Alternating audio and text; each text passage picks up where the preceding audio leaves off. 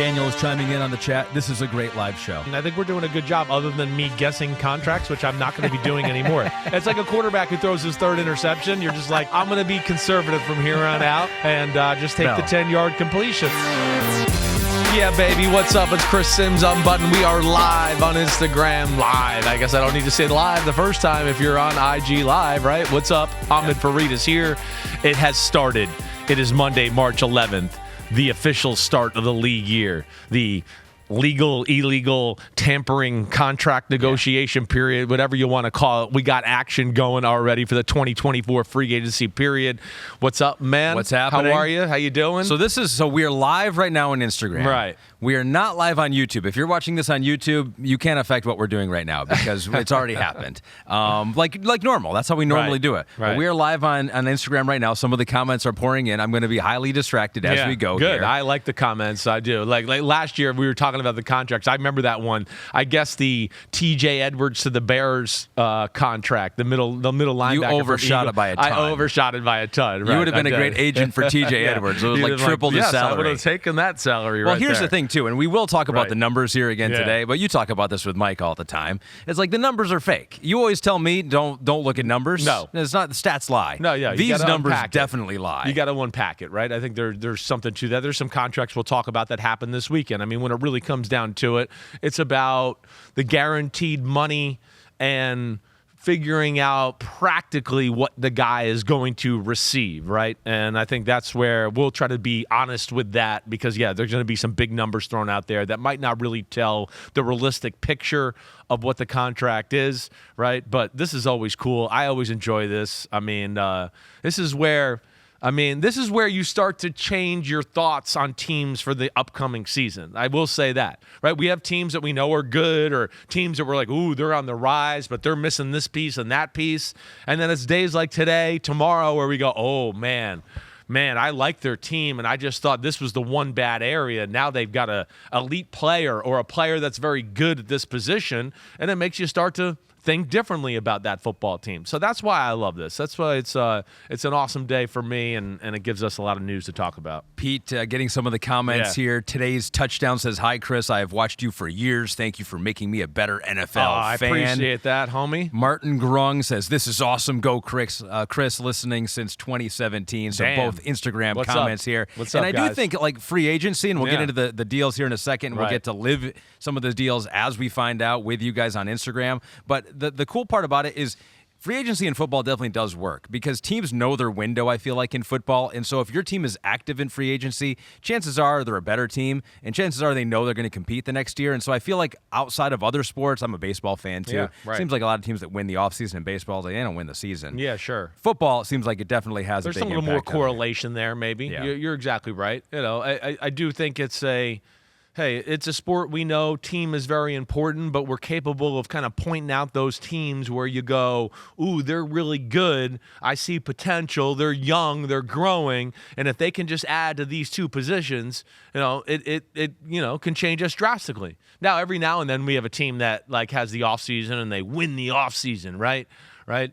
But then things happen during the regular season, a.k.a. the New York Jets, right? They won the offseason last year with a lot of the things they did, but they got unlucky too. I think people got to realize that, right? I mean, everything was formulated around a guy at quarterback. The offense was formulated. He got hurt. They had to put the training wheels on a guy who was in his, a new offense for him and Zach Wilson. So, we can't do the offense we want to do there. Then you had the injuries, of course, across the offensive line and across their football team in general that affected that. But this is big time movement right here, and it does bring. Hey, we know like teams like the 49ers, right? The teams like the Chiefs. Are they going to be involved in big signings today? I don't know. I don't expect the Chiefs to be there, right? I think the Chiefs will they just gave a ton of money to Chris Jones. They might be for that next wave, that second group of free agents. 49ers, a team like that, we know they're pretty well-rounded, but damn, it sounds like they're going to release Eric Armstead and maybe have some money there, right? They've been usually a team that's been aggressive. Are they going to make a move today and do something? I don't know. That's what I'm excited to see those type of teams. I think to your point and what you're saying, right? how do they approach it? The teams that are the cream of the crop in the NFL, are they going to look for, a splash move, and I think that gets us over the hump? Or are they going to look for, hey, we want like 3 or 4 meat and potatoes, just good solid moves, and that we feel that'll get us over the hump with a little depth and versatility on our roster. Yeah. So that's the other thing you kind of glean from the first few days of free agency too. You get a feel for what teams feel about themselves going into this period. And my Detroit Lions too. I'm interested to see what they do on the defensive You'd be side one of of the those ball. teams. Nick J. Maxwell says, "Who is working the mute button? Are we on delay?"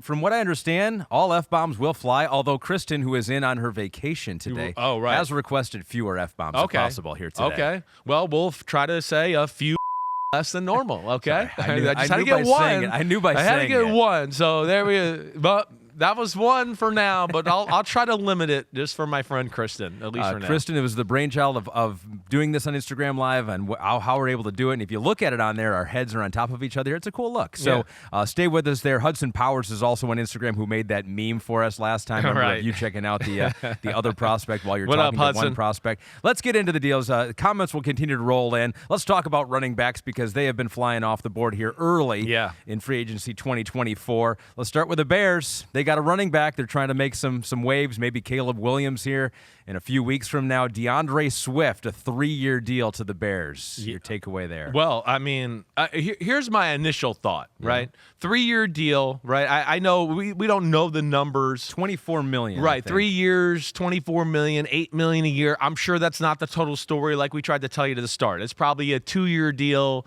right, where he's going to have to play really good in those 2 years to earn that 3rd year, right? That's what I would expect to see here. But I'm not going to lie. Here's my first thought, okay? My first thought with this altogether was, oh, wow, that's I think, pretty good news for Saquon Barkley. That's where my first went. I mean, of course, that's the crown jewel as far as, like, guys at running back right now that are free agents, right? I mean, DeAndre Swift, really good, but he ain't Saquon Barkley. So I think that's positive news there. But I also do I like that move for the Chicago Bears? Of course I do. I mean, DeAndre Swift they're a team, they want to run the football. They got a good, powerful offensive line, right? I don't think they're looking to go into, we're going to shotgun throw the ball every play with Caleb Williams. And Swift, I mean, we saw what he does last year. And that Eagles offense, what they had, a big, powerful offensive line that, again, I told you a million times during the year, kind of a basic run attack. I think he'll see something here that's a little more, I don't want to say exotic, but have more schematical run plays to go along with it. You watch Swift those years in Detroit. I mean, he hits the hole hard. He runs hard. He's still pretty explosive. He's not going to go 80 yards to the house, but he can make a lot of great 30 and 40-yard runs, right? Yeah. So from that standpoint and what they got there off of that already, right? You go Swift, Cole Kmet, all right? Of course, DJ Moore, right? I'm Darnell Mooney's still there. I'm pretty sure. I don't know why I'm like second guessing. He is a free agent. I'm wrong. But okay, take him out of the mix. Either way, I like the rest of the group too. So, that's going to be a handful dealing with that Chicago offense, especially when what I expect to happen happens and they draft Caleb Williams number 1. Lions did sour on him a little bit at the end of the tenure. I don't know exactly why. I don't know why either. And then the Eagles, it was just 1 year, although he did perform fairly well. So maybe a little surprised that they've already moved on there and didn't want to make a harder push to get him back. But maybe the number had something to do with it. I think the number probably did. The Eagles are a team that's got a lot of big-time football players, right? They're trying to balance out Hassan Reddick, Josh Sweat. You're hearing trade things there. They're a high-end football team with a lot of high-end big-time salary arrangements there. And I think, that – and then I don't know what happened in Detroit. I've never really got that story.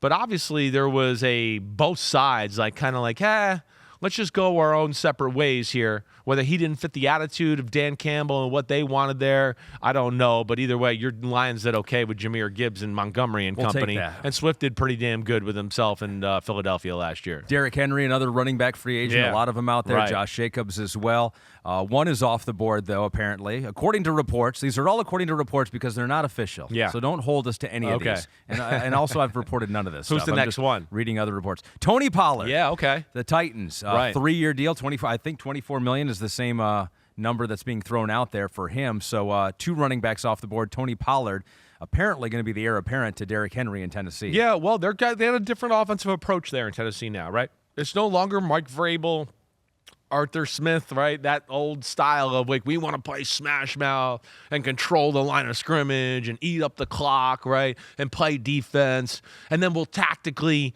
take a shot down the field to Ryan Tannehill or Will Levis every now and then, right? That's not what they're doing there anymore. They've changed. This is again, you got to think about Bengals football, right? And with Bengals football, yeah, we know they're going to run the football, but the offense is going to be based around the passing game, right? And that's what we're going to get from Brian Callahan. It's going to be, he told me to my face at the combine, it's going to be Bengal-ish, right, with my own spin on things. But Bengal-ish is West Coast offense, right? That's what it is. That's why sometimes I'm like, oh, I wish you guys would motion and do things more. And as the year goes on, they always do it. But I think with the way they're going to play, relying on intermediate to short passing game, right? Like we saw Joe Burrow and company do, and then the occasional, wait, we're dicing you up with the short to intermediate passing game. Now we take a shot down the field.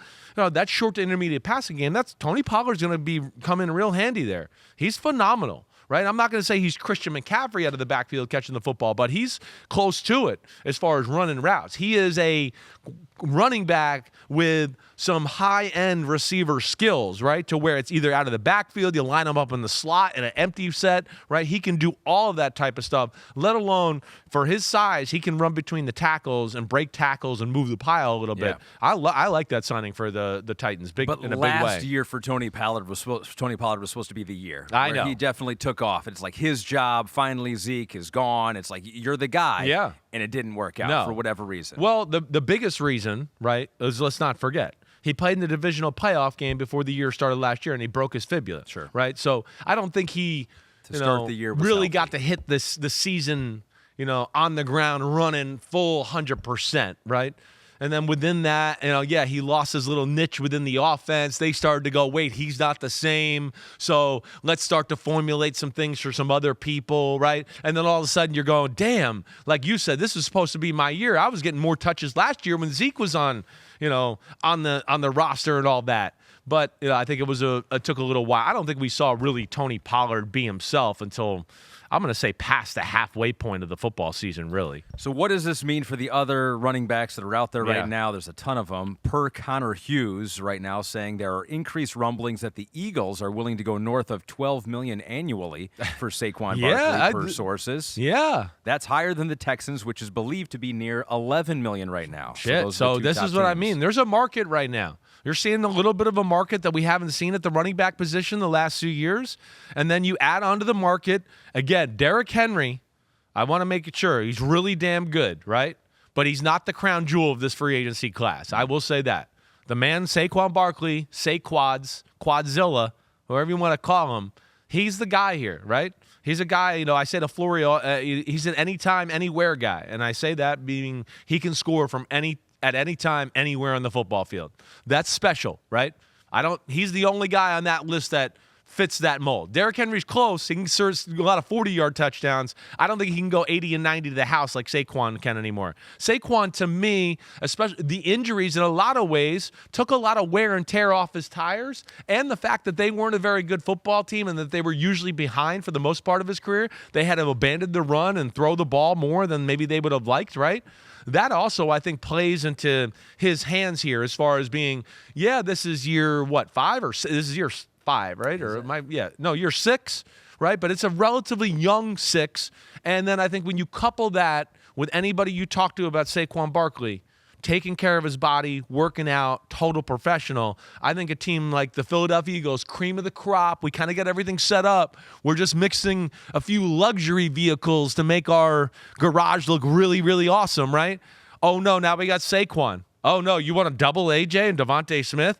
Oh, yeah, okay, have fun. All right, our O-line with Saquon in these holes? Holy shit, Batman. Sorry, Kristen. I couldn't help it. Yeah. But I think it means that there is a market for running back, and there's going to be more of a market for Saquon and Derrick Henry than I think we expected. That's interesting. So Pete notes here, didn't have a rushing touchdown over 7 yards last season, Saquon Barkley. Okay. And so is he the same talent he used to be? And that's always the question with any running back, because it seems like It's like when it strikes midnight for Cinderella. That's that story, right? With Cinderella. Yes, it is. Wow, you're such a moviegoer. You turn into a pumpkin. That might be a different one. But you don't want to be caught holding the bag when these running backs turn 28. It seems like now, or 29. Austin Eckler was supposed to be one of the most reliable running backs in the NFL last year, and that didn't happen for him.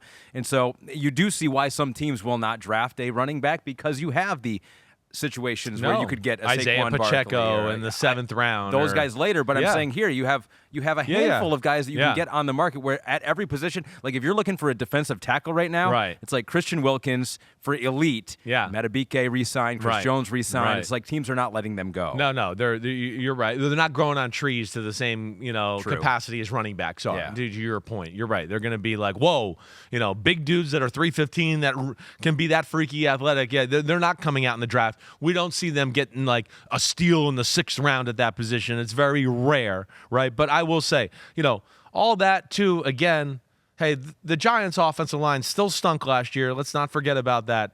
I don't care how long Saquon's longest touchdown was. I saw him go down the field and beat linebackers and safeties in the pass game and run by them, right? I saw enough to know that there is still legitimate explosion. And obviously, because that's why the Eagles and the Houston Texans are right now being rumored as, whoa, they're going to spend a little money here for the position because he's that damn special too. It's kind of hard. He's kind of one of those, you turn on the film and you just go, damn, Saquon is still special. Like, there's not many people in football that can make people miss, restart, stop, do all of that, and be excited. I want him back with the Giants, but I would be excited to see him on a team with a legitimate offensive line that could open up holes with him, like the Eagles or the Houston Texans, right? And that creative run game they got down there based on Shanahan's scheme, where I would love to see that because I think it could be special. But at the same time, sorry, last thing. I know I'm talking a lot. Like, this contract for Saquon, it's going to be the same type of thing. A 3 or 4 year deal that's really a 2-year deal.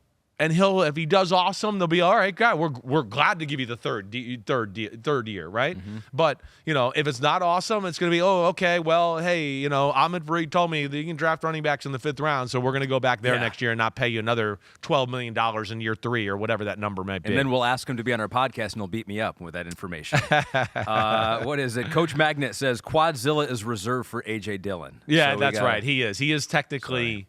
Right. But Saquon was the first that anybody said anything about quads. And I know Quadzilla was thrown out there with him originally. Didn't stick. A.J. Dillon does get Quadzilla, and he's worthy of that. I've seen both of their quads in person. A.J.'s a bigger person in general, but the size of the leg is very comparable. I mean, Saquon's an extremely impressive specimen when you see him in person. Patrick Ermlich on Instagram Live says, Chris, doesn't Saquon to Philly make you want to vomit as a Giants fan? It does. It scares me. It scares me. But that's the kind of place that I, can imagine him going, right? And a team where, we talk about, here's a team that we just kind of brought up to start it, right? The 49ers, the Chiefs. I should have thrown the Eagles in there, right? They're looking at it going, wait, we're pretty good. We just need one little splash player here, right? Screw value picks and all that.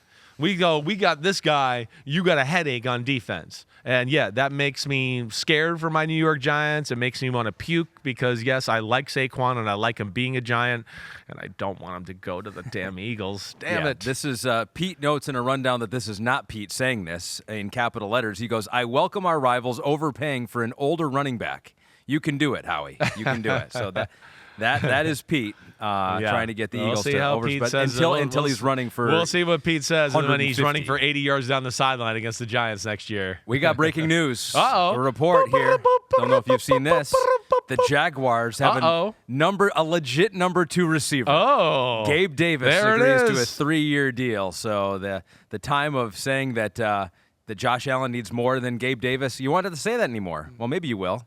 But Gabe Davis, the wide receiver, now with the Jaguars, the 3-year deal. Yeah, it's reportedly. That's listen, I want to hear the numbers. That I'm really interested to know the numbers as far as Jacksonville and what they're willing to spend on a Gabe Davis. I'm sure they're respectable. Certainly, don't get me wrong there, right? But this is one where I am interested to see where the market values this type of guy that, I feel like we kind of have this conversation a lot the last few years. And I feel like people kind of realized it finally towards the end of last year because they were like, wait, he had a game a few weeks ago, and he's had 0, 0, 0, and 0 like for the last 3 weeks. He either goes for 130 or it goes 0. like nothing, right? So I am interested to see kind of how the Jags valued him and maybe how the league valued him in general. I think the thing that's cool there, right? And Pete, you got to keep me up to date here. Jaguars free agents at receiver. So I'm looking at it right now. Calvin Ridley. I don't know. He's good for 2 years, right? Is it one more year? Calvin Ridley, no. Calvin Ridley, free agent. He is a free agent. He is a free agent, okay. but like Zay Jones, they still have. But Christian they still Kirk. got Christian Kirk, of course, right? Right. So hey, the one thing I'll say with Christian Kirk, Zay Jones, not the bigger physical type of maybe receivers that a lot of teams have. The one thing I like about Gabe Davis, and especially with a guy like Trevor Lawrence who could fit the ball into tight windows over the middle of the field and all that, is Gabe's got that ability to be fearless over the middle and be tough and be that guy that, I'm covered, but you threw me a good back shoulder, and now I'm not, it doesn't matter. I can just get my hands and be physical and box the guy out. They don't have that, right?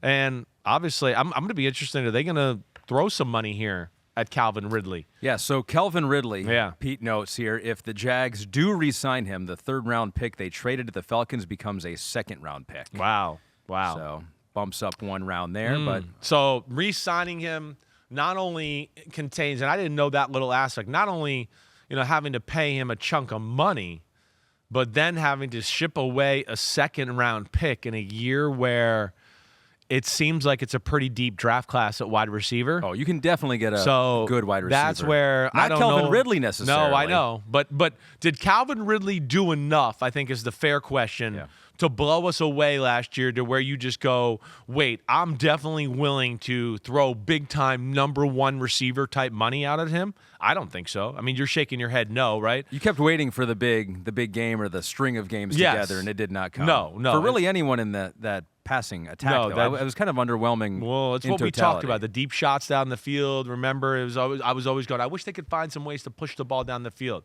Now, their inability to run the football was part of that problem to go along with it. But, yeah, so they're taking this route. And I think with this route, and I am interested to see the number, I would think this maybe cancels out Calvin Ridley as being an option for them, and they move on and then try to go to other areas maybe to round out the receiver room in the draft or wherever else. Who will be throwing it to Gabe Davis? Will it be Trevor Lawrence or will it be Mac Jones? Will there be a quarterback battle? Let's briefly talk on that. Because Mac Jones being traded, he was the future in New England until he wasn't. Right. Rookie year was great. Josh McDaniels, we know all that. Playoffs, and it was like, all right, he could be ascending to one of the top 15 quarterbacks in the NFL. Seats are...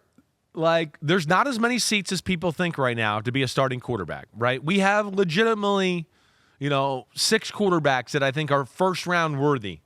Most teams want to go young with their quarterback, what they need a quarterback. They want to go with a blank canvas. Let me wire this robot the way I want to wire him, right? Also, if you're a team that's needy of a quarterback, right, and you go, oh, yeah, we're going Mac Jones, you're going to have a part of the fan base that not only is going to jump on you immediately, but can't wait to jump on you until it fails maybe in week 4 or 5, right? Yeah. So, I think you see some trepidation or some pumping the brakes from teams on guys like Mac Jones, especially in this class where, again, quarterbacks are there to be had. The other aspect of this, and we'll talk about this with other guys, is it was inevitable. Everybody knew it's over, right? Once it gets to a certain point and the Patriots start to let it out, we think it might be best for us to go both ways. And then Mac Jones reaches out to his agent reaches out to a few teams and is like, hey, we want to get out of New England. The value of that player goes down immediately. Because I got that all day yesterday. Damn, I mean, what's that about? They only got a 5th and a 6th for Mac Jones? Well, yeah. They've made it clear they're getting another quarterback, right? He's made it clear behind the scenes he doesn't want to be there. We've heard all the reports about the locker room and he's not loved there, right? So, hey, it's a good place. He's from there. That makes sense. It's a good move for him to kind of rebuild his career and be at a spot where, hey, this team's pretty good and it's a quarterback-friendly coach, and if that quarterback gets hurt, I can come in here and be somewhat successful, and I think that's probably the appealing thing to Mac Jones. All right, we have a breaking news report here. We have a breaking news report. This is big right here. Big. So whoa. Our Instagram comment section has got a different team than Pete has. Okay. So, whoa. My gosh, my heart was beating right there. Pete had this player going to the Bears. My God, I was like, this cannot happen. It is the Raiders. Instagram 1, Pete 0, at least breaking news live on the Instagram Live. The Raiders have signed defensive tackle Christian Wilkins to a 4-year deal. The best defensive tackle on the market. Yeah. One of the best in the game for sure. Yeah, definitely one of the best in the game. Is shoring up Antonio Pierce's defensive line. Yeah, we talked. The Dolphins have too many stars. They got too many high-end players. This was one they just could not fit into the checkbook or the balance of the checking account, right? Plus they got some other guys there that are good interior players. They're playing Bradley Chubb. They just paid Seiler down in Miami, right? They're going to probably have to pay Jalen Phillips coming off the edge. They're paying Jalen Ramsey in the back end. They're probably going to have to pay Javon Holland big money here soon, right? We know it's Tyreek Hill. They got Waddle. They're about to pay Tua, right? So how many people could you pay on a football team? So that wasn't an indictment on Christian Wilkins. That was more of like, damn, we're kind of star-studded and we can't do this. I love this right here. I love this. First off, it's Antonio Pierce. He wants to make his defense more of a, physical presence type of football team, have that aura about him. That's what he played for. He played for the Giants, Washington back in the day when they had a number 1 defense in football. So he's starting there. And Wilkins, as we talked about with the Raiders during the year, and this Max Crosby got on me for this when I said this at the Super Bowl. He said he had a bone to pick with me. Because my comment I always made about the Raiders is they're just lacking a few blue chip players on their defensive side of the football, right? And he attacked me a little bit. He's like, a listener. I heard you say that. I don't like that. We got a lot of good players.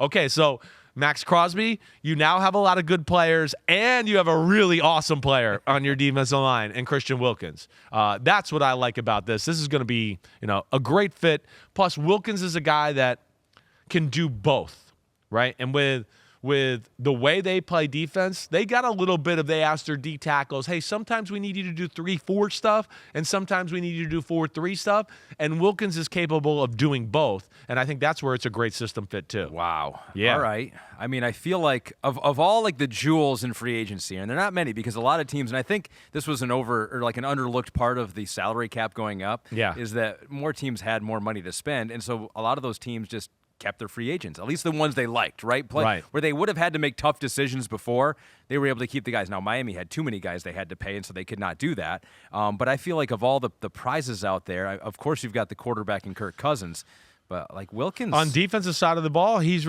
up there. Like we talked about, there's not a lot of difference-making defensive tackles. Danielle Hunter's up there. DJ Reader, I believe, is a free agent, right? He's probably not as sexy as Christian Wilkins, but every bit as good as the run stuffer and run stopper still. But Christian Wilkins is disruptive. He's a, play up. Sorry, Kristen.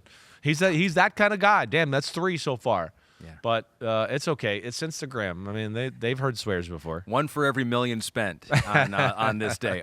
We're in trouble here.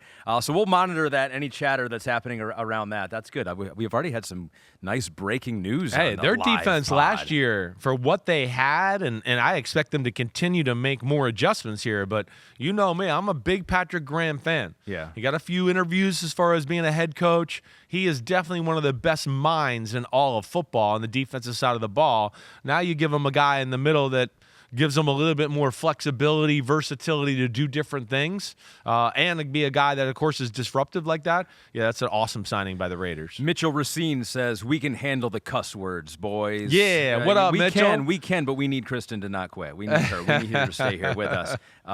Let's see. Jay Cameron, 2185, says, Raiders Nation, let's effing go. So they are pumped on the chat right now about that acquisition by the Raiders. I mean, still questions, obviously, who's going to be the quarterback for the Raiders. Yeah.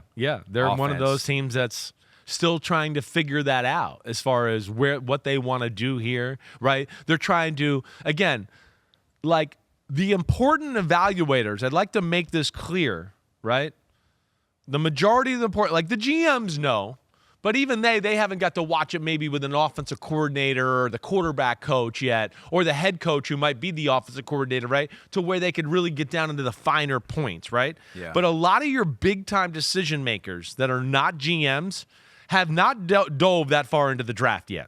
They have a little idea. They might have watched 20 plays on them before the combine just so they could go, I seen the guy, now I see him in person. Ooh, there's something there. I'm excited to watch him in a few weeks. But most coaches and people have been spending time on free agency right now. So, as far as needing the quarterback and talking about that type of stuff, right?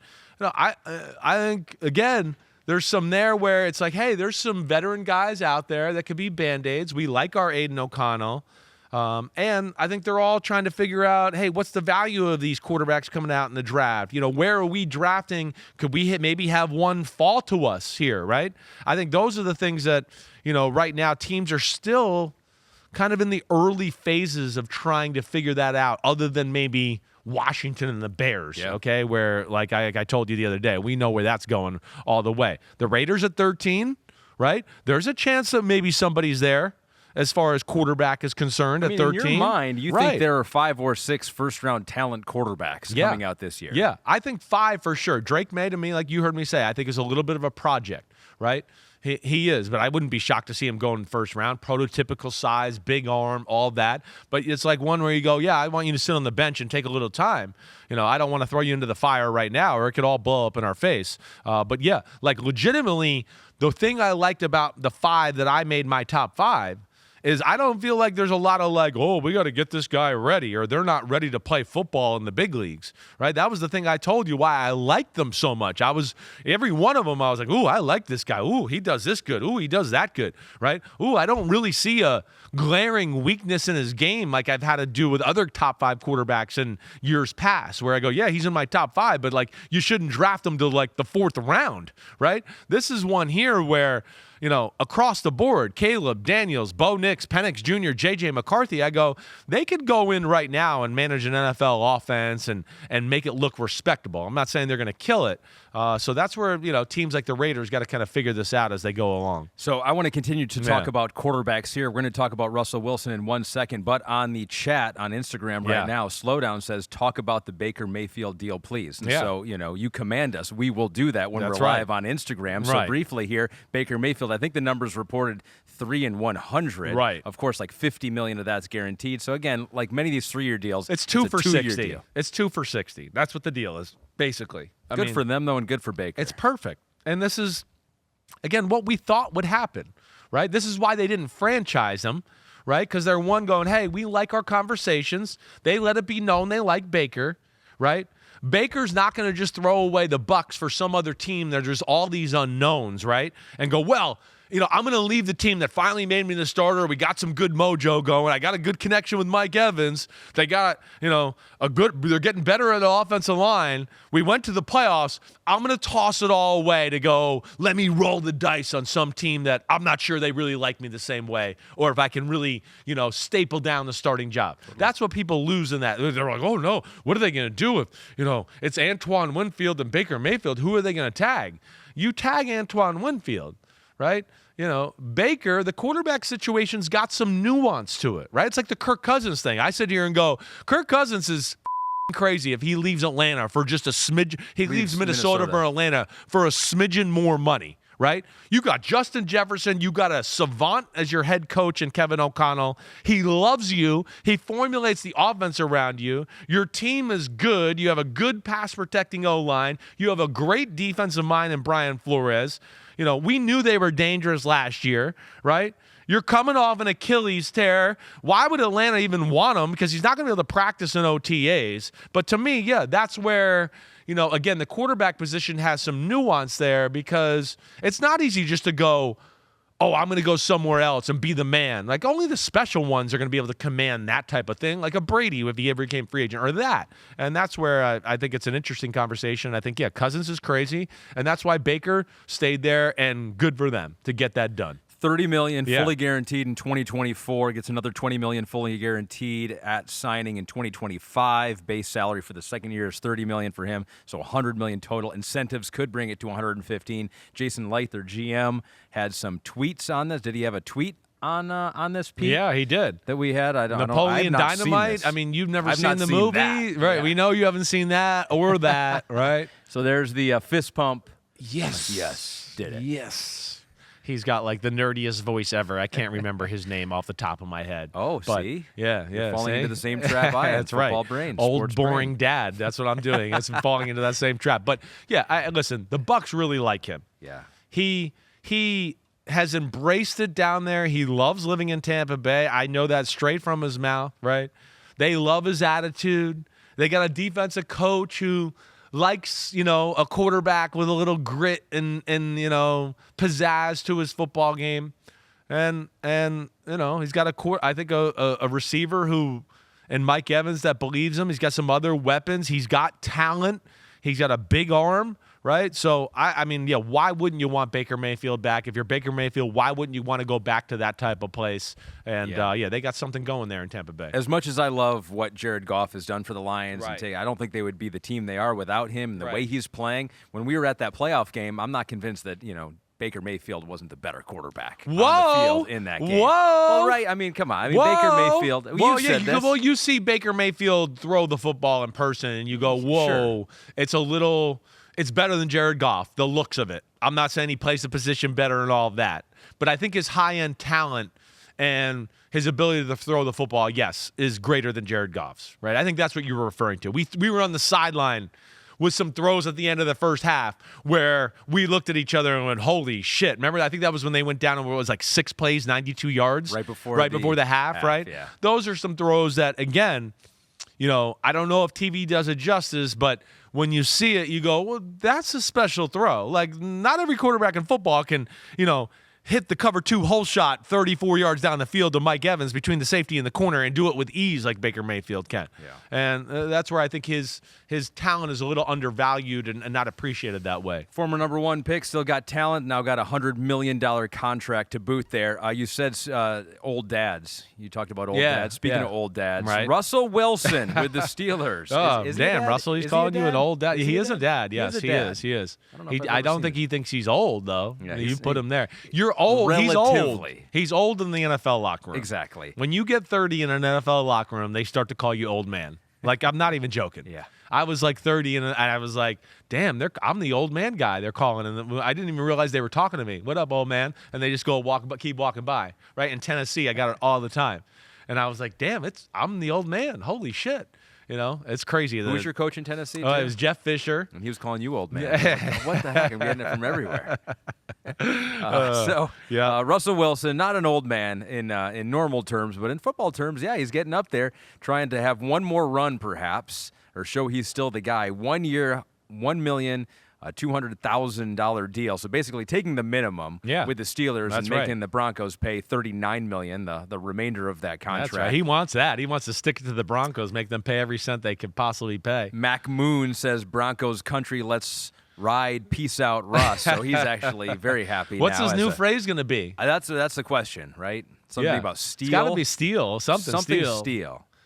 Steelers Nation, let's steal. You know what? Maybe Steelers Nation, let's build steel. He might need to retire. He might need to just give up on that whole part of it. Steelers, let's steal.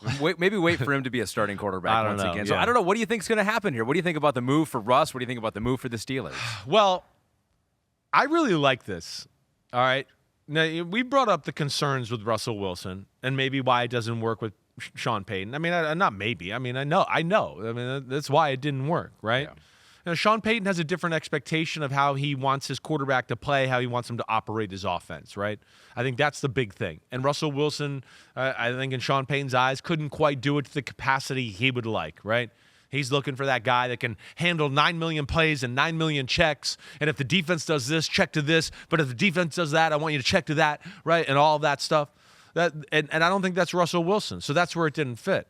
So, yeah, it didn't make sense in Denver.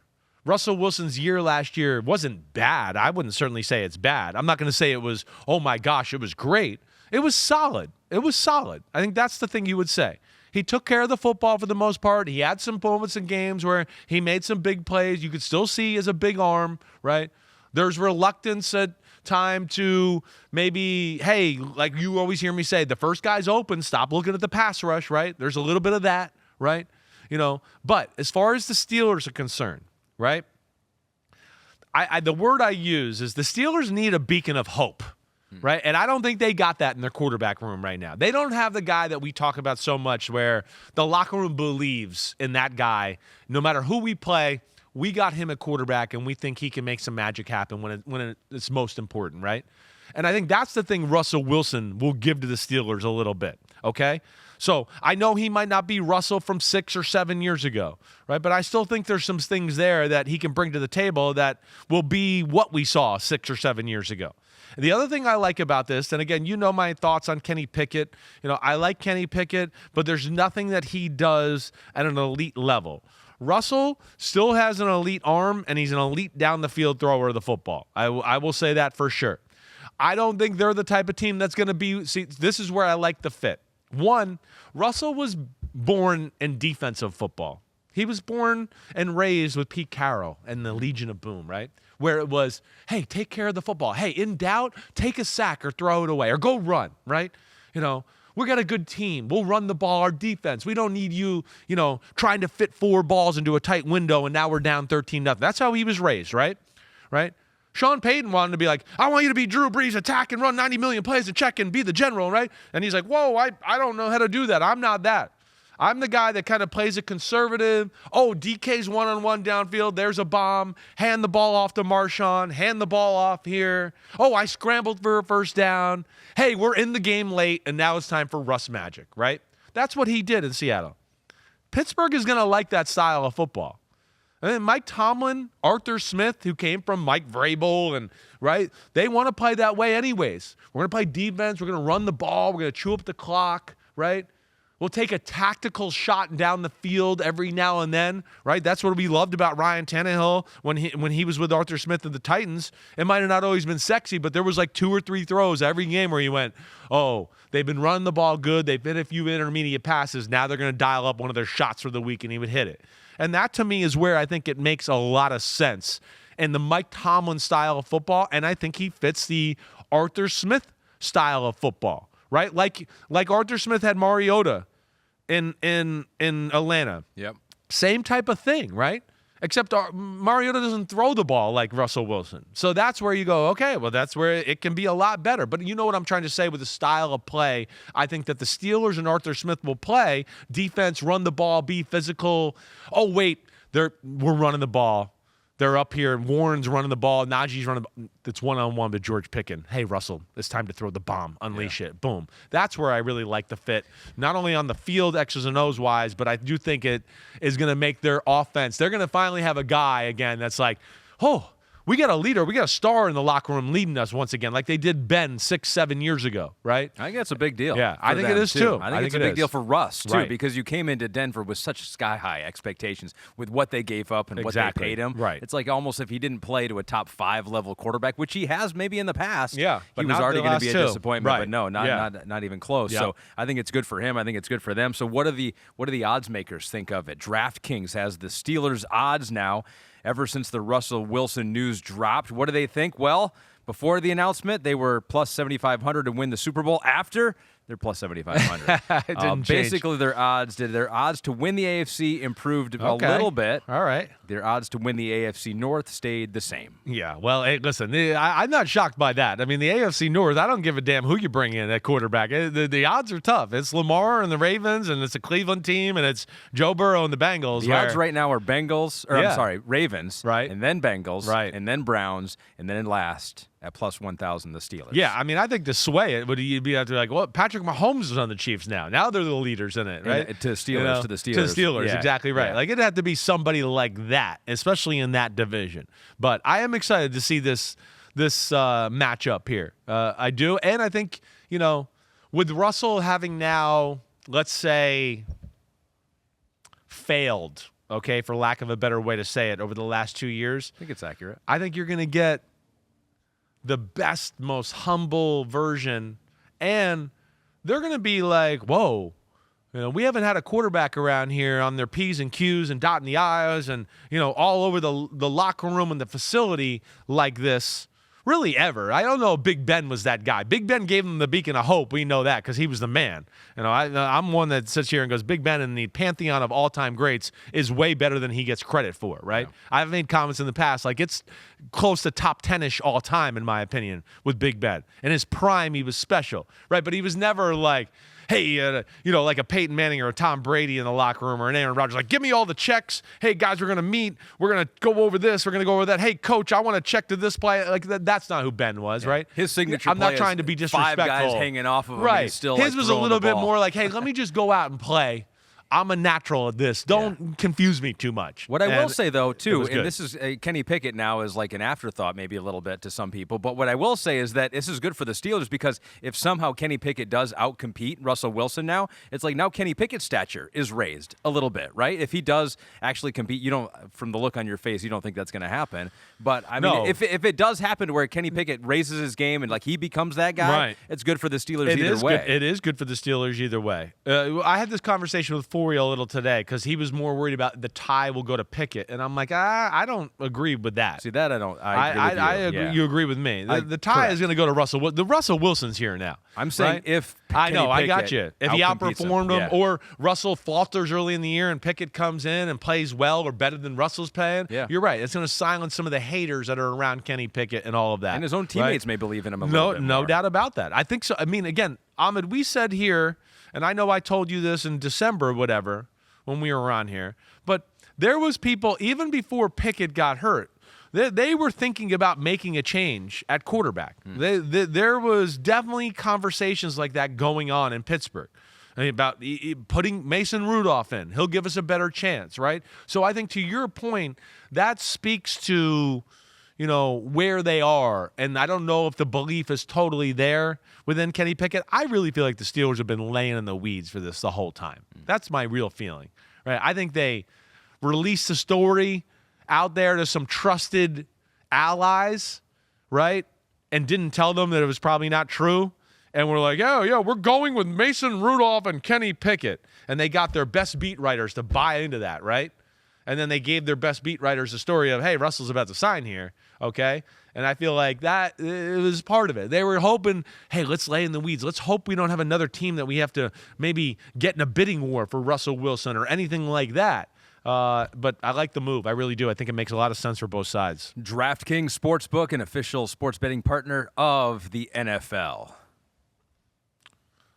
Download the app and use the promo code Unbuttoned when you sign up. And this season, new customers deposit $5 to get a bonus back up to $1,000 if your first bet doesn't hit. Let's start it all over again because I was not ready, okay? DraftKings Sportsbook. I like how you just sit there. The crown is yours. I like how you just sit there and just let me just look like an asshole. I kind of wanted to see what was going to happen. I was like there. looking at questions. I was looking to see, has anybody else signed here? And I hear you pause, and I'm like, wait. We can't go back. It's live. We're live on Instagram. People will know we went back and did it again. That's it. That'll have to be what it is. And that was probably the most entertaining we've done for DraftKings in a while. What a jerk you are. We did it. I wanted to see what was going to happen. Thanks a lot. Gabby in the control room has a Russ tagline prediction. Okay, what she got? Steal the day. Steal the day. That sounds Way very to go, Russ-like. Gabby. That sounds I think that could be good. That's good. Steal the day. Well, Pete's saying it's kind of corny, but I mean, that's perfect. That fits for Russell Wilson. So who else is out there now? Free agent quarterbacks. We know Kirk Cousins. I know, Jacoby Brissett's another name I keep hearing teams that may be going in the draft. It's like maybe they'll just sign Jacoby Brissett. He's not too bad. And so there still are a few names out there. I hope the Kirk Cousins news breaks on the pod. I say we keep doing it until it breaks. Until it breaks? It could be 8 o'clock at night. We'll just all stay here. It'll just be me. But do we have that? Oh, here it is. So here are all. So we got the 35-year-olds, the dads, Ryan Tannehill, Kirk Cousins, Jacoby Brissett. You got Gardner Minshew, still just 27. Sam Darnold, still just 26. You hear his name popping up sometimes. Yeah, well, I could see Minnesota if they lost, let's say Minnesota loses Kirk Cousins, right? One of the things I said to Florida today, they might get 2 guys off that list. They might get a Ryan Tannehill and a Sam Darnold, right? Or they get one of the 2, and then maybe they look to the draft, right? It could be something like that. But, I mean, as we talk here, right, and I look at this list, okay, Ryan Tannehill certainly could be that bridge guy, right? Gardner Minshew can also be that guy. Jacoby Brissett as well. Sam Darnold, I would put him in that category as well. Sam Darnold, again, is one that I would say he's better than everybody realizes. He's been in a lot of crappy situations, and he's got yet to get to show himself when he's with a good offensive coordinator and a good, talented offense around him, right? So that's what he hasn't had the ability to do. I think everybody else there is going to be viewed as high-end backup. I don't know if anybody else there fits the, we're comfortable if we got to start this guy a handful of games next year until our rookie is ready, or for the full year, right? I would think Tannehill, as far as leads the list as far as that's concerned, and then Gardner Minshew and Sam Darnold would be the next guys up in that order. But like ultimately, you've heard what I said about Kirk Cousins. I feel like, again, I said this to Florio today. I didn't hear anything from anybody in the NFL or anything that's substantial for me to think Atlanta and Kirk Cousins is real yet, right? To me, it has all the feel of Kirk just trying to leverage the Vikings a little bit for a little extra money or a little more money or whatever it may be, right? And that's where, I've raised the question you heard me say just a minute ago. Atlanta, I'd be a little bit like, wait, we're going to go with Kirk Cousins, who's getting up there in age, hasn't been mobile anyways, probably not going to be able to practice for us OTAs, training camp, probably going to have to manage him a little bit, probably won't be full ready to go, and we're going to give him a huge chunk of change and go with that? That, to me, when I say it out loud, doesn't make sense. I don't think that's the right move for Atlanta. I don't. You go young.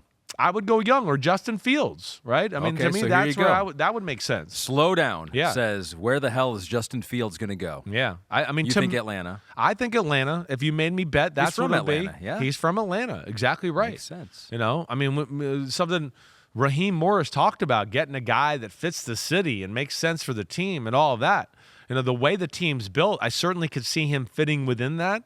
That's the one I look at to be more apparent than any other one, unless Kirk Cousins does go to Atlanta and now Minnesota has an open job, and does Kevin O'Connell look at that and go, hey, I've gotten a good enough look at Justin Fields to know he can do some things, and he scared me when I played him, let me do it, right? I mean, but doesn't seem like a fit to what they do there. I don't think it's exactly what they want. Agreed. They want a drop back, pick them apart, pocket quarterback. I mean, they do that so well there, and they're right? amazing at it, right? And Justin Fields, if there's one part of his game that's not answered completely yet, it's that part. I mean, the Bears said it at the Combine. We want a guy who can execute 2-minute situations and end-of-the-game situations and play a little bit better within the pocket, right? I mean, it was really a direct indictment on Justin Fields without basically throwing his name in there, right? But, I don't know if I see anything else that makes a ton more sense as far as just him going there starting, right? And then the other aspect of this is another thing we've talked about, the value. Again, I'm sure the Bears were going, we got Sam Darnold got a second-round pick, right? Well, this is different. First off, by all due accounts, you don't want him anymore, and he doesn't want you. That lowers the value right away. And I think that's probably where we're at in this conversation a little bit, is the Bears still hoping they're going to get something that realistically is like, no, everybody in football knows you're getting rid of him, right? Everybody knows you want Caleb Williams, and everybody knows if you want a disaster Ryan Poles and Eberflus and you want to be fired after the year, have Caleb Williams and Justin Fields in the locker room together and see how that goes, right? So that's where I'm guessing that their asking price, probably a little too high, let alone, we just haven't got to that pinnacle point yet where everybody's ready to make a move at this position. We do have one quarterback who has found a home, reportedly. Yeah. 49ers are re-signing quarterback Brandon Allen. I get that.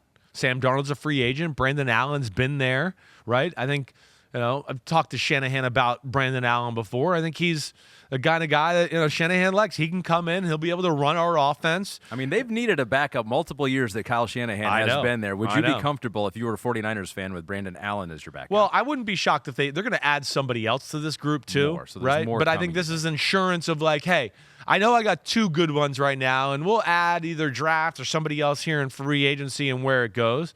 Sam Darnold, hey, he might look at this. And again, I don't know. They might want him back, but he might look around the market and go, I'm not really getting any offer I want.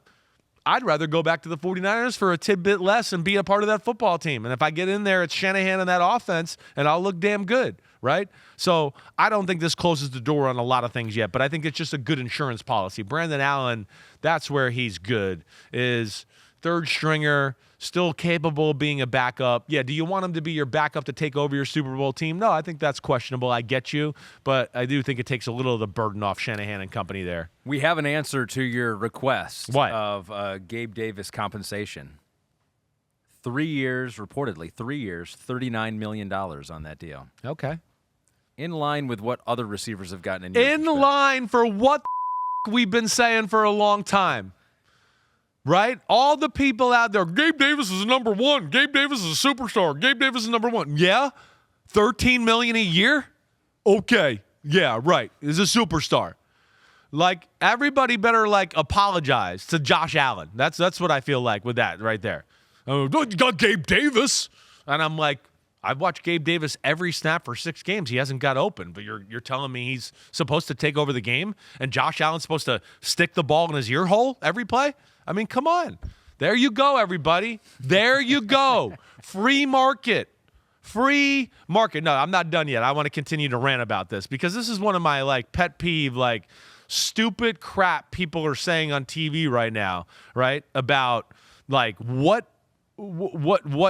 people should be getting. Hold on, I'm not there. I'm digging this up right now. This is like the DraftKings raid right now. But what I'm looking for is just here we are. I want to get into 3 years, $13 million, and what kind of players we're talking about here, okay?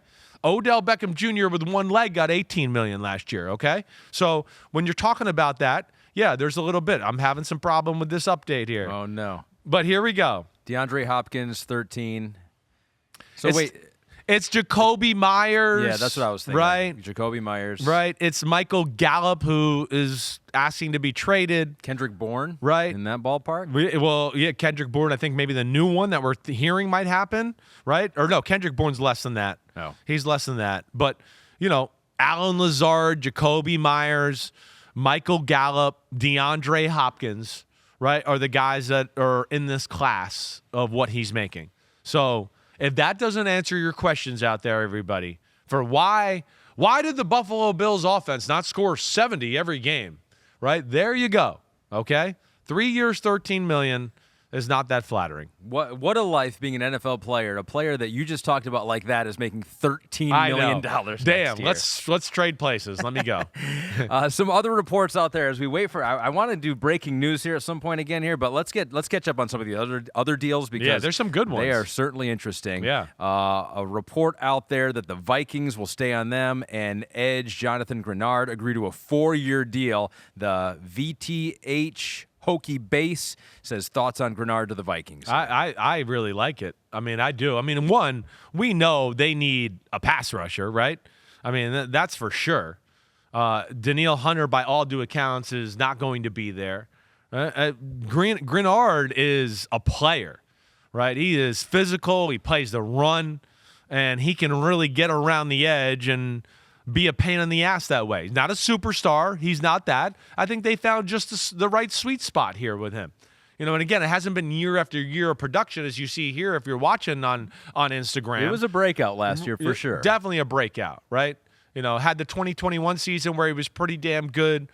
But no, I could see Brian Flores and company liking a guy like Greenard. And Greenard is not only defensive end, great pass rusher. He's athletic enough that if you play 3-4, he could play outside linebacker. He could drop back into coverage, right? They're a team that will do that, right? I mean, Flores this year was kind of like famous for one defensive lineman on the field sometimes, or two defensive linemen, and who's blitzing, who's going, who's going to drop. So I think he fits that, certainly. But, I like that move by the Minnesota Vikings. The Commanders have signed former Cowboys edge Dorance Armstrong and the center Tyler Biadasz.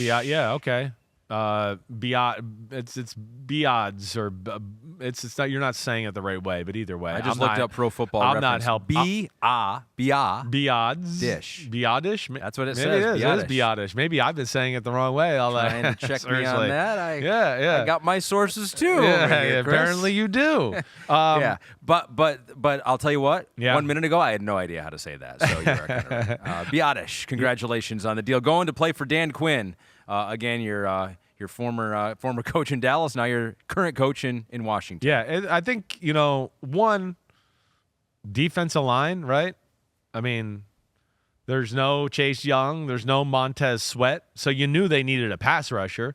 Here's a guy that he's got knowledge of. He knows what he's all about. But, I mean, you look at, like, Washington and what they got off the edge right now. Yeah, there's nobody that you can really look at to go, ooh, yeah, he's a difference maker. And again, this is a defense that's predicated in the ability of the front four to get after the quarterback. So I understand that. We don't have the numbers or anything that came along with that yet, do we? I wouldn't think they're huge numbers. Dorance is a good guy, is a guy that's, starting caliber football player. But at the same time, really, I think in your best world, you'd probably like him to be like coming off the bench, right? And playing that way. But if you got to start him and see where it goes, he's ready for that next phase to be that type of guy. Greenard, we got numbers on that. Did we share those numbers? I thought you did. It was like, didn't 4 in 72. 17 a year, basically, 18 a year. Yeah, depending on what kind of funny business is going on with a big-time Right, I thought I had saw that already, which again, I think is right in the sweet spot for a guy that, let's say, has had 2 good years of his career so far, right? He's not going to get Nick Bosa or top-tier pass rusher money, but this was the next group down. When you look at, like, pass rushers and what it is, right, I look at, hey, Montez Sweat just got $24 million. Bosa, of course, is at $34 million. Myles Garrett at $25 million, right? And then you get into Von Miller at 20. He just took a pay cut. Trey Hendrickson is at 21. Max Crosby is at 23. I'm certainly not ready to say that Jonathan Greenard is as good as those guys or done what they've done, right? So I think they found the right spot here with this contract. Let's rip off a few of the offensive linemen now that we know how to say Biadasz's name. We're just feeling confident on these offensive linemen. So the Titans have signed center Lloyd Cushenberry. Okay. Any thoughts on that? No, but okay. All no, right. Just I mean, putting nothing, it out there just so it's on record on our podcast that we said that news. Well, the Titans, like, offensive line play certainly not been what it was a few years ago when Derrick Henry was kicking butt and doing all that. And then you got, Brian Callahan with his dad, who's one of the best offensive line coaches in all football, right? There's going to be adjustments made to that offensive line to get guys that they fit, that they feel fits, Daddy Callahan's offense and what he wants to do as far as his running game. Has started every game of his career so far, all 17 with the Denver Broncos. Last year was a 3rd-round pick out of LSU, now changing teams. David Bakhtiari, he announced that he has been released by the Green Bay Packers. Not shocked there. I mean, we all knew that was coming. It's one of the weirdest circumstances in football the last few years. Huge contract, COVID year. Gets hurt right before the playoffs. We haven't seen him since. I mean, we saw him a little bit. I know it was 1 or 2 games maybe that he tried to get back in. But, 21, 22, 23, he has not played, right? So, yeah, they gotta cut ties with him there. And hopefully he's healthy. And he's not going to break the bank as far as signing with a new team or anything like that. He's going to have to go somewhere and, go probably for not a lot of money and kind of reprove himself, right? And that's where it's going to be interesting to see where he goes and what he does there. And Pete's writing about he's got concerns about playing on turf. I get it. I mean, it's been, 2 or 3 knee surgeries now for Bakhtiari on that same knee. So he's got to be careful about how he approaches this. And I'm sure grass compared to field turf or AstroTurf or synthetic grass, whatever, is going to be thought about when he has to pick his football team. There's some news on the tackle for the Buffalo Bills, Dion Dawkins. And I think before we share the news, we got to share the tweet first, right? Because he sent out this tweet earlier today. And I was literally in a studio taping something earlier today. And our stage manager is a Buffalo fan. He's like, oh, my God, seriously? And he saw this pop up. I guess this was on Instagram. It was good while it lasted, Buffalo. Excited for the next chapter of my football career. Wonder if it's okay to cat ranch now. Oh, eat ranch now. Oh, it was just, sorry. Cat ranch. I was like, that must just be another thing I don't know about. Must have been in a movie. Like you could say all the things you want, but to talk about the ranch over blue cheese and Buffalo like You're that, right. That's what sacrilegious. Are you doing? That's messed up. You went low blow on the company. I mean, listen, I feel like we see a story like this every year where it's kind of close to getting done. They're probably asking for one extra thing that they look at that's important to get in the contract. The Bills said no, and they were like, okay, that's it then. Forget it. And then the Bills call back, and they're like, wait. We didn't know it was that important to you. We didn't know it was like that. So okay, let's work this out. So he did send that out like moments before the Adam Schefter tweet that he was coming back. So it might have been just the ultimate. It might have just been the ultimate troll. Fun. Yeah, it might have been no negotiations whatsoever with this because later he then tweeted or Instagrammed or this is on X here. Y'all are cray. So he was messing with us. Why would ever leave Buffalo? I'm never leaving, guy. I'm Buffalo for life. And then the snow because it's probably snowing. And more importantly is why would they ever want, again, we talk about like defensive tackles a few minutes ago, right? Offensive tackles that are the quality of Dion Dawkins, they don't grow on trees. We know that. Yeah. He's a damn good one. So I would think, yes. That's to me was the biggest thing. It was like, man, Buffalo's going to let Dion Dawkins just go out the door, a guy they drafted and who's thrived like ever since he got there. I was shocked to hear that. So good they got him signed up. It's good for Buffalo. They need him. And then you okay with losing your guys' offensive lineman? So yes, but we'll get to that. Okay. Hold on a second because we have breaking news. Uh-oh. Breaking news. The Green Bay Packers and Josh Jacobs have agreed to a deal, reportedly. Reportedly. Josh Jacobs going to the Green Bay Packers. And they have – let's look and at Pete, this is where I'll need you to lean on you here. They haven't – Aaron Jones has not readjusted his contract yet. I'm going off the top of my head here. Dylan is a free agent. Right. Dylan's a free agent. I knew that. They asked Aaron Jones last week about readjusting his contract or taking a pay cut. Then I never heard anything more about that. He didn't adjust. He didn't adjust, right? So I'm going to be interested to see there two things. Like, are they going to have two running backs that are going to be making close to $10 million a year? I have a hard time believing that. Yeah, seems right? unlikely. What did and the other thing is, what did Josh Jacobs get? Because, again, Josh Jacobs last year, I think, hurt himself in a lot of ways. We know how good he is when he's in his prime, but he came in out of shape, came into the camp out of shape because he wanted the contract. He was franchised, all of that type of stuff. We didn't see a good Josh Jacobs until late in the football season, right? Which I would think is going to hurt his value a little bit. But, I mean, listen, when he is all systems go, he is a damn good running back, like one of the best in football. And we're getting this here right now from Pete live. So there it goes. We're hearing the answers. I'm seeing it. You see it? So report from last week. Yeah. Oh, okay. The Packers will release Aaron Jones if they can't agree on a renegotiated contract. So I would think this would point to we're going to see maybe Aaron Jones. They're going to maybe hold on to him, see if anybody wants to trade for him, or he'll be released here within the next few days, and they're gonna ride or die with Josh Jacobs as a running back. What do you think if they ultimately move on from Jones and go to Jacobs? I'm a little depending on what surprised. happens with Jacobs. I mean, is that a downgrade? You like Jones a lot. I like Jones a lot. Jones is, a really damn good player. Now, age, size of the player, are they worried about that, right? As we go forward.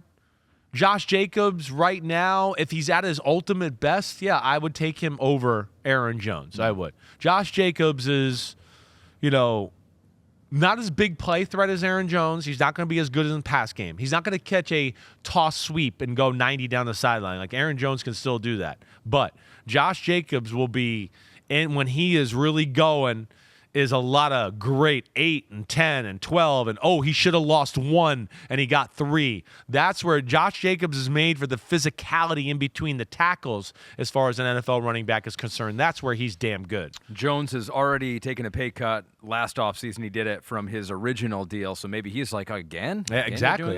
He probably feels disrespected. Right. Trevor Am209 in the Instagram live chat says they refuse to talk about the Jets. I'm like 5 comments in. He's raising the white flag. He's like, talk about the Jets. So we will for the first time. Unfortunately, it's about a player they're losing. This is breaking news as well here. Their edge, Bryce Huff, agreed to a deal with the Eagles, and Adam Schefter is tweeting it's a 3-year, $51 million deal. So who knows exactly the guarantees and all that with it. But he was an interesting player for the Jets because he played sparingly, but when he did play, he was incredible. Electric. Right. He's incredible. But usually he only has to play when he has to worry about rushing the passer, That's right? True. You know, that's the thing. Now, it's Vic Fangio there, right? To where there is, again, we're rooted in 3-4, where there is a little bit of that. But ultimately, you know, this is a guy, you want him on the edge, put his hand down, and he can come around the edge with 3 rockets up his ass as good as anybody in football. I mean, Bryce Huff's explosion and ability to turn the corner is as good as anybody in football.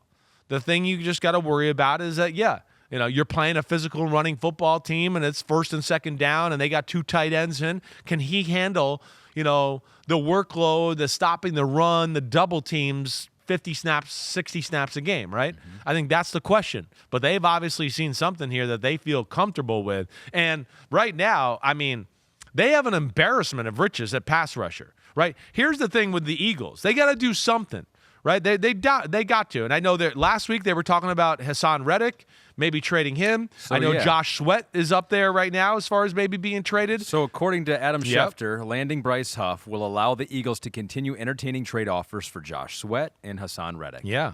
But so here they not only getting Bryce Huff, right? Yeah. Okay. But they got a first rounder last year, and it's Nolan Smith, right? Nolan Smith. Who's a freak of nature. They got to get him on the field. They can't be like, well, it's year 3 and he plays 20% of the game, right? I mean, that's no. This is where a great organization stays ahead of the curve. Wait, we got new guys coming up up the ranks. We got guys that are a little older that we're paying a lot of money for, right? And we still think they're good, but we think we could get more assets for the future and get rid of them now and let these young guys that we believe in get them infused into the lineup, right? That's what they have to worry about, too. What's the point of having 5 great pass rushers if only 2 can play at a time? That's what the Eagles are so loaded in certain areas. That's where, yes, I'm not shocked to hear that. Right, they already got a little depth with Brandon Graham coming back, and I don't think they're going to trade both of those guys, Josh Sweat and Hassan Reddick. Right, they're going to trade whatever one I think they look at they get the best deal for, and then they're going to come back and go, okay, we still got 4 good pass rushers, great, Brandon Graham, Nolan Smith, Bryce Huff, and then who's ever left over between Sweat and Hassan Reddick. But I would think that they make some sort of move and get one of those guys shipped out for something significant because they're both damn good players, and the Eagles just continue the rich getting richer, and Howie Roseman playing chess while everyone's playing checkers. More draft picks. They love draft picks over there in Philadelphia. So $51 million, the deal, not guaranteed, but the deal for Huff right now, according to Schefter, is the highest paid non-quarterback undrafted free agent in NFL history. Huff went to Memphis, was not drafted, played for the Jets, only started 7 games, did that in 2021, but played sparingly but played well when he did play for the Jets. He's made for the modern-day NFL in a lot of ways. The passing league, right, the RPOs, the read options, right? You just got to make sure, you don't want them in the scrum too much. I think that's the big thing, right? I think that's what you're looking for more than anything there. You don't want them having to, carry the burden of having to handle the run game too much. This one I don't like to see. Uh-oh. A report. That means a Lions guy left. The Rams have signed a Lions guy. Yeah. I don't know why they did that. He's our guy. Guard Jonah Jackson, according to Jeremy Fowler, I just saw right now on X, $51 million over 3 years, so a big commitment to the guard who was very good for the Lions. Yes, he was. And the Rams also apparently signing tight end Colby Parkinson, who was with Seattle. A lot of rave reviews on him. Wasn't able to see. There's a lot of tight ends over there that were pretty good. Right. Seattle. And it's not about stats with him, necessarily. 3-year deals for both of those guys. Yeah, it's one. All right. So here's the big thing that jumps out to me with this. Okay. This is again, it's the transformation I'm seeing of Sean McVay. Sean McVay and the Rams, I think, have gotten less obsessed with 3 wide receivers on the field, jet sweep, we're going to throw the ball every play, and, screens and inside-outside zone, to where they kind of became an intricate running football team last year. You heard we talked about them a lot, right? I mean, we were like, damn, they ran it down the throat of the Baltimore Ravens in Baltimore, right? It was like, that was to me oh no, the Rams, they are real up front. This is different. And I think with an older quarterback, they have made the transformation here in the last 2 years of getting away from the smaller athletic offensive line and going into, we're going to get big maulers and just overpower you. And we got a quarterback that's up there in age, so we need to protect him, right? And he's damn good. He's still special. So let's invest in protecting him there, let alone they got a running back that I think we both agree is top 5-ish in the NFL too. So, they're adding to this power. We're going to put you in a bind. Yeah, we got, Parkinson in at tight end, who's really a good run-blocking tight end.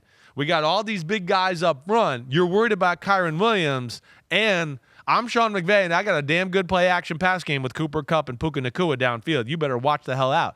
I like what I think I'm seeing here from the Rams and this new approach from McVay. And when the Rams do well, that's still okay for me because it is Matthew Stafford. It's They're like your our second de facto, team. I hear you. When they won the Super Bowl, it was like that was our Super Bowl for the Lions. Right, you guys are like the minor league team for the Rams, right, basically. yeah, we were there for a little bit. I'm a little bummed for the Lions here. I mean, offensive line was their strength. Yes. Graham Glasnow was coming back. That's right. That was big. Right. That was big. Yeah.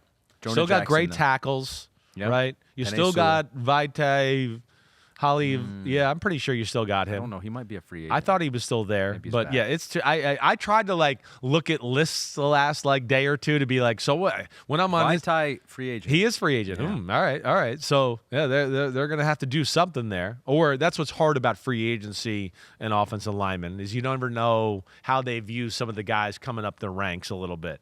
Right, that's what drives me crazy. It used to drive me crazy about Andy Reid. He'd get rid of some starter, and I'd be like, "Who's he going to replace him with?" And I'd be waiting all offseason, like, "Who's what?" And then you'd find out, that he loves this guy that he's drafted in the 5th round the year before. He thinks he can be the starter for the next 5 years, right? So that's what's tough about Lions the offensive line don't have a whole position. lot of that. They No. don't have a whole lot of guys Right. they drafted. Maybe they'll in the draft, or maybe there's something else out here they can do. We do have a lot of safeties on the market. We saw a lot of running backs get cut or just their deals expire and they were not re-signed. Safeties, we got the Jaguars getting one of them from the Green Bay Packers, former first-round pick Darnell Savage agrees to a 3-year deal with the Jacksonville Jaguars. They just released Rayshon Jenkins, right? Savage has got elite speed, right? I think that's the big thing in the back end. You're getting a guy that's got some coverage ability. He's been a little inconsistent in his career, right? I would say, I feel like maybe he didn't live up to first-round expectations in Green Bay throughout. I'd be interested to see the money there. I wouldn't think it's anything that blows you away. But a guy that, again, I think, right coach, right guy in his ear has got a lot of physical ability. And you look at it and go, hey, we like what we see on film, and we think we can even make him better, with this scheme and this system here. We'll see where that goes. There's another safety that has hit the market as well. According to reports, the Panthers released Vonn Bell. He had signed a 3-year deal with Carolina just last year. Yeah, He coming is- from Cincinnati. How old is he now? 29 years old. Former second-round pick by the Saints. Yep. It's a What about that position? What do you think about that?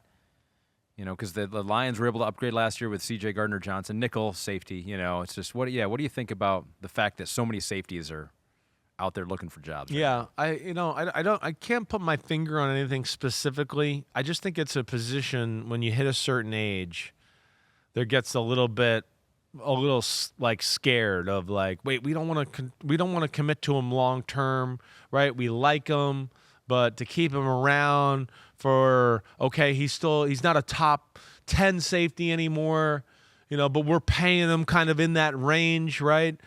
So that's where it's like, oh, he's about to be 30, he's getting there. That's where like that position becomes 1 and 2 year rentals for football teams, right? I think that's what, where maybe you're at with Vonn Bell. A team that, again, is going like, hey, we're kind of weak at this position, and we go through free agency. Like the Eagles, like let's throw them out there. They're a team that we know. Kevin Byard just left. Safety position was a little bit of a question anyways, right? Mm-hmm. And they start to go, how can we feel, hey, Vonn Bell's still pretty good. We could throw him a respectable amount of change for a 1 or 2 year deal here, and he can come in and do the job for us. I feel like that's where Vonn Bell will end up, right? It's that type of guy. Who else am I missing? Like Tashawn Gibson for the 49ers last year.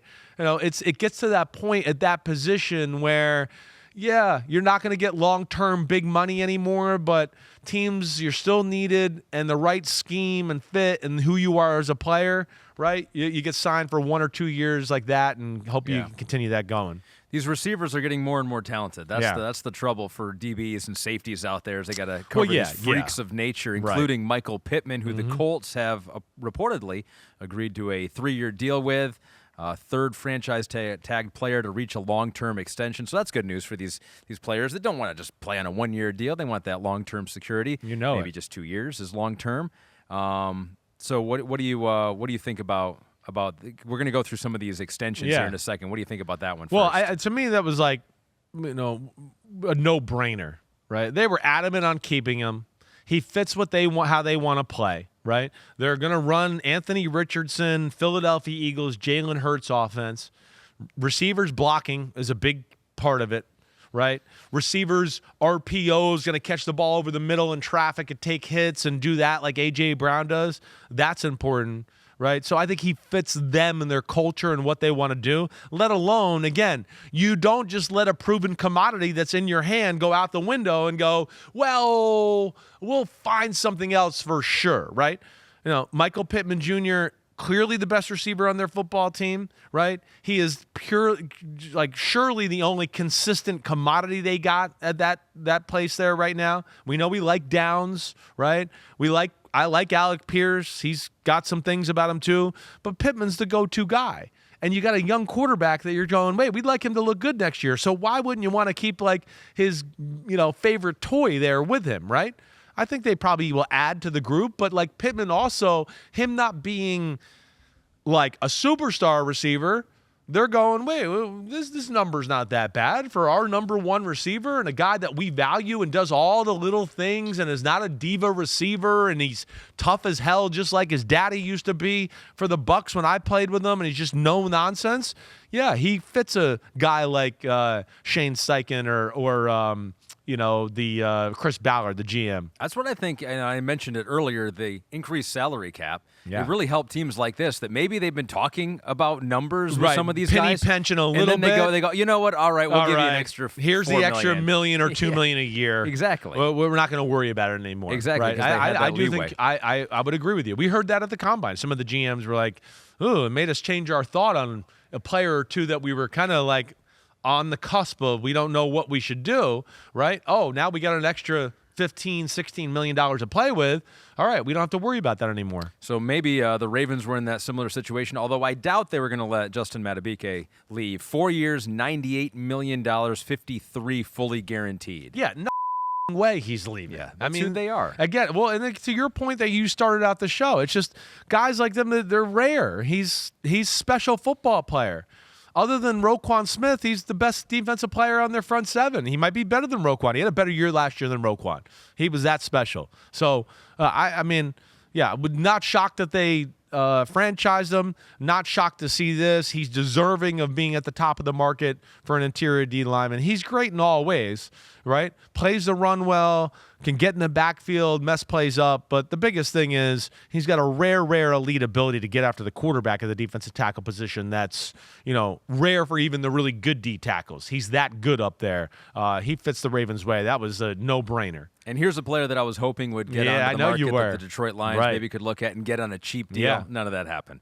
4 years, $76 million for Jaylon Johnson, who was franchise tagged, the corner, and then signed to that long-term extension. I like this first off, Jaylon Johnson, I said to Florio last week, to me, he deserves to be in the conversation for the highest paid corner in football, right? You know me, right? 1, he makes plays. 2, what does he do on defense? He just go, I got him, right? When we talked about the last 8 weeks of the year, like how I kind of liked watching the Bears defense because they were kind of like in your face, bring it, right? There was like no nonsense. They started to say the hell with it. Our corner's good. Lock him up. Let's go from there. He's shut down, right? And I like how they did the deal, right? I like for both sides here, right? It's kind of a team-friendly deal. 4 for $76. Okay. That's $18 a year. That's not number 1 in the market. But it is for the first 2 years of the deal. It's number 1. And, I think with a guy like it, hey, the Bears are like, hey, wait, the end average salary number is not killer for us in the salary cap, right? And he's looking at it going, wait, like we've said 4 times already, all these deals are 2-year deals. Just give me a ton of money in 2 years. We get to year 3, right? He'll maybe play that, but we get to be done with year 3. What's he going to do if he plays really good? He's going to go, can I have a new contract? Yeah. Right? I mean, that's the way of the NFL, getting back to the bargaining table. So that's where I like it. I like it for Jaylon Johnson. I mean, if I remember correctly here, what did we see guaranteed here with Jaylon Johnson? I want to say it was in the 50s, I believe. I could be wrong, but I want to say he's going to see something like 50-something over the first 2 years, or maybe it was high 40s. But whatever it was to a point, it was a front-loaded contract.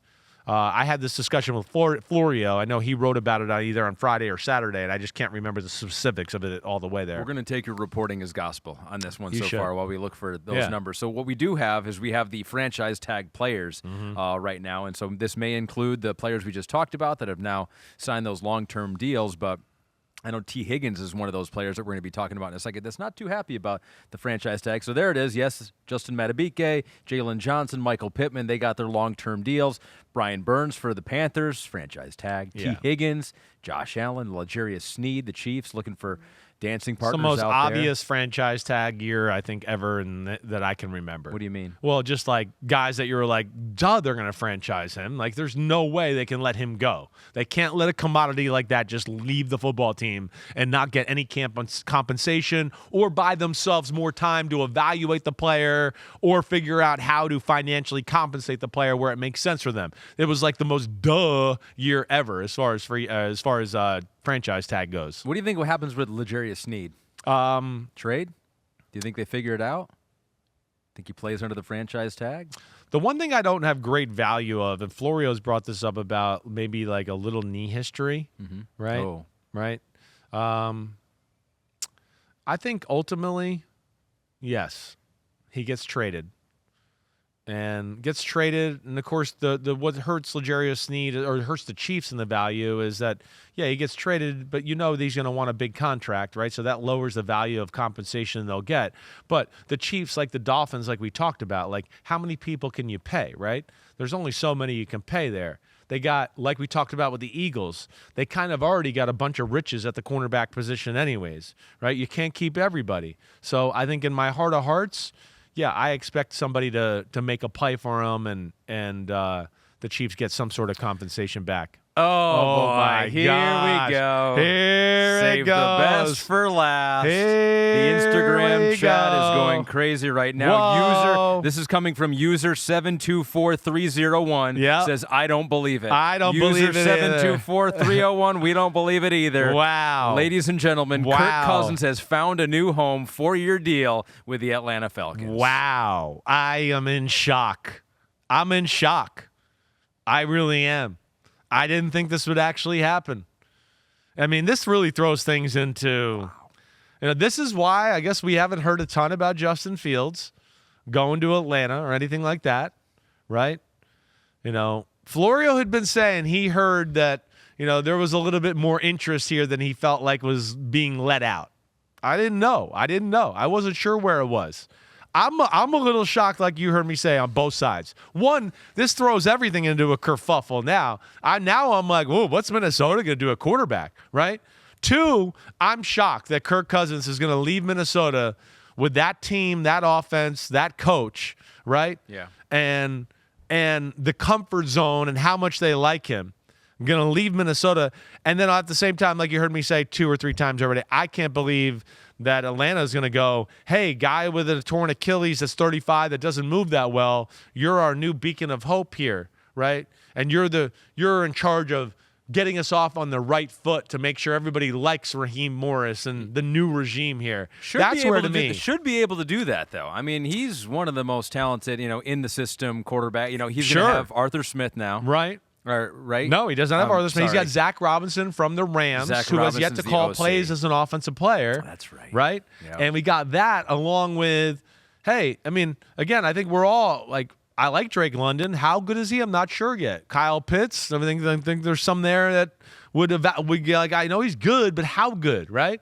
I mean, there's some unknown there in Atlanta. Certainly. That's where I think I'm surprised more than anything here as far as him being the quarterback. So you know Raheem Morris, right? Yeah. He's your guy, right? He wanted to go out there. This is his second chance. Yeah. It came later than maybe he thought it should have. Yeah, right. And so maybe Raheem was in Washington with Cousins. Oh, that's interesting. He was part of the Shanahan whole coaching staff there that was there with him. So their biggest need clearly was a quarterback. Definitely. You think they could have gone the Fields route, they could have gone a rookie quarterback, but maybe he just said, screw all that. We're going to take a known commodity and we're going to pay him whatever he wants to be paid. I think that's exactly what you're hitting there, right? I mean, that's the logic. Yeah, known commodity, and a commodity we know that knows how to run this offense. And now our first-time play caller in Zach Robinson is going to have a guy that, he's not teaching it a total foreign language here. They're going to be able to speak the right language right away and formulate the offense and things, the way they want it. And listen, if he was totally healthy, right, and all of that, I'd feel better for Atlanta. I just think, yeah, it's risky. And I think more than anything, I'm shocked that Kirk Cousins would do it. That's where that's what I want to hear is what were they offering him as far as in Minnesota, and what did he ultimately get from the Atlanta Falcons to pull the trigger and make this move? Man. Neil Tay 2410 says JJ requesting a trade next now that Kirk is gone. You do wonder what Justin Jefferson thinks of this in Minnesota. Well, they'll keep the conversations going with him. He's going to know what's going on. I don't think let's see what they do here as far as that next move at the quarterback position. Justin Jefferson at the same time, I mean, he can still look at it and go, wait, this guy I got called on the plays, like I said, he knows how to get people open. There's no doubt about that. But yeah, this changes the whole quarterback market dynamic, all of that, with Atlanta Falcons being out of the now not having to worry about drafting a quarterback in the top 10, right? That's not going to happen. And now they can, divulge themselves into other needs and areas on their football team where they see fit. So Cousins' wife's family, she's from there, right? Alpharetta, Georgia, which right. I think is close to Atlanta, yeah, suburb. An hour away. That was always the thing, is that they were looking for houses there, and that the schools had been looked into by the Cousins family. That was really the thing that started to sway the markets as far as Kirk Cousins maybe will be with the Atlanta Falcons. But I'm still shocked. I'm shocked. That's a bold move to just give away. Wow, I've been playing at a high level with what I think is one of the 5 or 6 best offensive coordinators in football and the best receiver, or definitely top 3 receiver in football, along with a pretty good supporting cast around it. I'm shocked by it. I really am. So Falcons have pick number what? 7 or 8, I think. I think it might be 8. Yeah, let me see. I got it right here. You probably could get one of the top 2 wide receivers in that range. I don't know that they'll do that. I don't know what their biggest team needs are, but you could supplement Kirk Cousins even more. But they have invested heavily into that side of the ball, into those skill positions here in the past. O-line has got a lot of money on it, right? Yeah. They got the tailback. They got Drake London. They got Kyle Pitts, right? I mean, that's 3 top 10 picks they got right there. Dion Robinson. Exactly, right. They need defensive guys. They need some studs on D, right? I would think they're going to be in the pass rush market at pick number 8 right? And again, I haven't watched the pass rushers yet and all that. Dallas Turner, right? Like it's going to be, I would think something like that. So they don't even need to worry about a quarterback there now. So that does help them. No, I know. I mean, like it clearly helps the Atlanta Falcons. You're more confused that's on what why I said. They don't have to worry about quarterback now. They can just divulge themselves into other areas. I'm more shocked by anything that Kirk Cousins did it. I really am. I am totally surprised, and I want to know the difference in money that made it clear, or was there no difference? And he was just on 10 on, I'm leaving Minnesota. I'm mad they didn't offer me something big already, or he just wanted to leave with the family and be in a place where, his wife felt comfortable. You know what he thought? Yeah. He looks at his division, the NFC North, and goes, this is the Lions division for the next 20 years or so. What am I doing here playing second fiddle to the Detroit Lions? So, in all seriousness, what do you think about the Atlanta Falcons now with the Bucs, with the Saints, with Carolina, who coming off their 2-win season? I mean, would you put Atlanta over Tampa Bay, over New Orleans as the new favorite? I mean, let me see the rest of free agency and how this plays out first. I picked Atlanta to win the NFC South last year. I like Atlanta's roster. You know that. How many times did we sit here on a Sunday night and go, Atlanta outplayed the other team, but the quarterback could not do anything? Sure. Right? I mean, I started to sound like a broken record for a while there because I was just like, they controlled the game. I mean, they just can't trust the quarterback. He did this, he did that, he missed this guy, he missed this guy. So, yeah, I would not be shocked to see this team make a jump this year, let alone you got the new coach energy bump that I give, right? And, the owner wanting to make the new coach look good with the new coach money bump that goes along with that, right? Hey, we got to make sure, they know we like this guy, and we gotta support him, right? And that to me could be two things that certainly, can help them out. But I'm a fan of Raheem, right? I'm a fan of McVay and that offense and what they do. I don't really know Zach Robinson all that well, and then overall, I like their team. They just need, to me, they're another team, like I've said with the Raiders, need another blue chip player or two on the defensive side of the ball that can make a big play in a big moment. Last year, they only had one guy that seemed like he could do that, and that was Jesse Bates. He was kind of the star that made the big plays. But who else is it going to be? Like we talk about, with the great teams, the great defenses, we can list off like 4 or 5 guys easily. Atlanta, you couldn't do that. So now they'll get to support probably Raheem's defense from here on out. Alib05 in the live Instagram chat says, would J.J. McCarthy be a good fit in Minnesota? This is interesting here now because a rumored name, I feel like the most heavily rumored name among draft prospects for Minnesota is Michael Penix. That's a guy that can get in the pocket and throw it all over chuck the it field. Around the field. It would be interesting to see Kevin O'Connell with a rookie quarterback. Now they draft. They're 11. So they're in. There's a very good chance J.J. McCarthy, Bo Nix, right? Who's the best fit for Michael Kevin O'Connell? Penix? Gosh, the thing I like about O'Connell is he can really make his offense fit anybody, right? He's got a good enough offense to go, wait, I'm going to kind of tinker and do this, and this fits this guy, and this fits that guy, whatever, right? Ooh, I like them all. I don't look at any of them to go, Michael Penix might be the more Kirk Cousins-ish, where he's not going to make a ton of plays outside the pocket and scramble and do that like Kirk Cousins, but he's going to stand in there and make throw after throw down the football field. For sure. But you're not convinced that offense necessarily needs that. I'm not. Could be more. And the other two guys, though, are, they're damn good and they can do that too. J.J. McCarthy, we just didn't get to see him have the burden of doing that. Yeah. But nonetheless, I don't doubt he can. It's just that'll be a little bit of an adjustment for him, right? Bo Nix is used to like, hey, I throw the ball every play and we ride me and we don't really run the ball in Oregon and here we go, right? And Michael Penix the same way. McCarthy, I feel like, is like a little bit where you'd want to go, hey, we want to play a little more balanced approach here at first. He's, played at Michigan. They didn't always put a lot on him that way, right? So you'd want to, I think, probably almost play that way at first as he continues to grow as a player. Yeah. Almost like a Brady in New England. Let's play defense. We'll manage him. He'll make a few good throws every now and then. And then after a few years, hopefully he gets to a place where it's like, okay, you're the man now. Shotgun, carry the team. Here we go. We'll see. But yeah, I think he's maybe, the least ready to carry the full burden like that, I guess is what I'm trying to say. Thims says in the chat, Seahawks fan here, hoping we get Penix at number 16, so please pick JJ or Bo, Minnesota. So just trying to send some positive vibes out there to other teams on quarterbacks that could help them, but also help the Seattle Seahawks. I'm glad we got that. I am too. That would have felt like such a bummer if we got done with like, great job. And we started walking away, and they're like, Cousins just signed.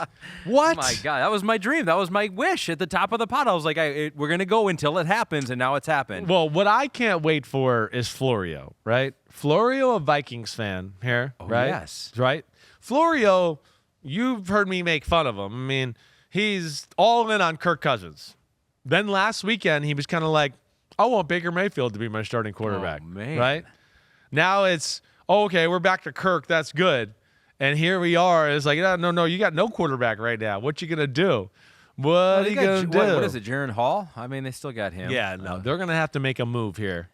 They are. They're going to have to. They almost have to make a move or get somebody that's respectable just for the receiving core they got to please Justin Jefferson to a degree. They can't just be throwing the Jaron Halls of the world out there, right? So this is where it's going to be kind of excited to see where this goes from here.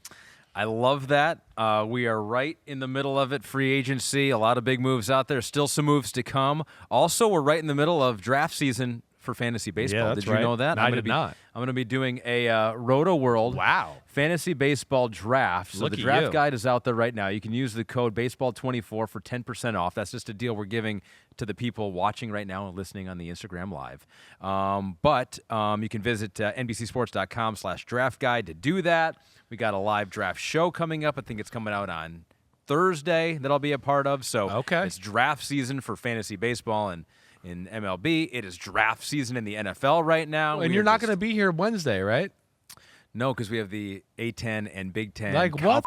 How many places can you cheat on me with? Like, I mean, damn. I mean, geez. Yeah, I know. Sorry about that. Just toss me to the side. I'm just wham, bam, thank you, ma'am. I got to go on to my next one, huh? That's who I am to you, huh? I was like, Kirk's going to sign on our pod live on Monday, and I won't need to come back on Wednesday. And that's exactly what happened. Okay. All right. So we'll be here. Are we wrapping this up? Are we done for now? I think that's it. That's it. We're done. We have no more moves. We have no more moves, right no more magic to talk about. Anything else that we missed or anything there? We're good in all levels here. I just want to make sure we covered our ass and talked about it all. I think we did. At all levels. Kristen came in, made the live work on her day off, and so we appreciate Kristen for that. We appreciate all the Instagram homies that are out there that have talked about the deals and given us love, and also probably given us hate. But I've just glossed over those. Well, the one thing we didn't like T. Higgins. That would be the last thing to go out the door. He wanted to trade. We right? did miss that one. Yes, yeah. Okay, what do you think about T. Higgins? Well, I like T. Higgins. I think T. Higgins is like low level 1.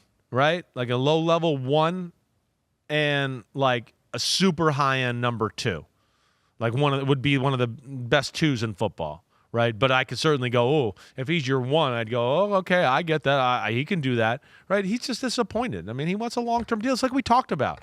Hey, it's I know everybody looks at it and goes, well, that's a lot of money to make. Yeah, that's a lot of money to make, but you're not him, and you don't have to go out there and take the risk and then not see the long-term security. Sure, I want $20 million as well, but I'd rather have like $55 million over the next 3 years. That would be better. I mean, of course it would. And I think that's where people miss, and that's what, he wants there. We'll see where that goes, though. That's going to be an interesting one to me. He is at a place that, gosh, it's perfect with that offense and having Jamar over there and Joe Burrow, right, to where – okay, if you don't gauge the market to where you think you can go somewhere and definitely get a big contract, a little bit like we talked about, like with the good teams and like, Chase Young with the 49ers and all that last year, maybe you just go, okay, I'm going to be a franchise because I still think this is my best spot to make me look the best I could possibly look to maybe strike it next year, right? Strike it rich next year. So we'll see where that goes. But you know me, I'm a big T. Higgins believer. All right, we got one more because you did that. We have one more. There is a report. Oh, my gosh. We got 2 reports here. Where are you seeing this? I'm not in the right spot, obviously. Saquon Barkley is going to the Eagles. There it is. Saquon Barkley. Oh, my gosh. They're going to be so scary. That's crazy. And he's going to be motivated to just shove it up the Giants' ass. That's what's even worse. Oh, boy. Yeah. So is there another thing you were going to throw onto that or no? Not as big as the Saquon thing. Diana Rossini is reporting that the Vikings do have interest in quarterback Sam Darnell. Yeah. So that's definitely in the rumor mill there. But Saquon Barkley, what does that do to the Eagles' offense? It's like they just continue to surround Jalen Hurts with elite talent, although that's the question. How elite is Saquon Barkley still? You said at the top, in case you were not listening to that you still think he can make big plays and top what? 10-ish, 5-ish in Definitely. the NFL? Oh yeah, it's definitely that. I mean, here, let me pull up some people here just to have a little context here. But 3-year deal reportedly. I mean, there's no doubt he's top 5-ish in football still. I don't doubt that at all. So this is coming from Adam Schefter. It looks like a 3-year, $37 million contract. So look at the running back market today. $26 million guaranteed. Okay, so it's a 2-year, $26 million deal. He's going to get $13 million a year, right? He does well, kicks ass. He'll, maybe see that third year. But yes, for Saquon Barkley, for me, I'm going to still put him in the top 5 as running backs in football. I am. Again, to me, the skill set is too special. Can catch the ball like a receiver. He's another guy. I know it's not McCaffrey. I'm not saying that. But, he can run routes. He can beat people down the field. And then his running is elite still. I mean, it's elite what he can do. As far as big plays, make people miss like we talked about. Damn, the Eagles are stacked. I mean, they're stacked. Holy shit. They won't go anywhere. And there he is. He's got the eagle out. We're going to be sad. Eagles. Sad to see you go, Saquon. Sad to see you go. Here's the last one, too, on the way out with Saquon, right? Difference maker. They're going to be a handful. Holy crap. Dealing with those 2 receivers, the tight end, Jalen Hurts running, that O-line, and him at running back. I mean, how do you even have the answers, right?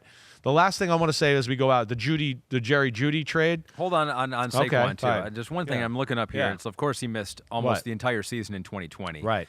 But really, since then, 13 games in 2021. Right. 16 games in 2022. Yep. 14 games in 2023. Right. So you're thinking maybe 3 games here and there throughout, Yeah. and which for a running back is probably Pretty fairly good. standard. When at you this talk point. about that O-line and who he playing against or playing, with, I mean, again, how many runs have I seen Saquon Barkley get 6 yards and I go, he should have lost 5 yards? Like, that was incredible, right?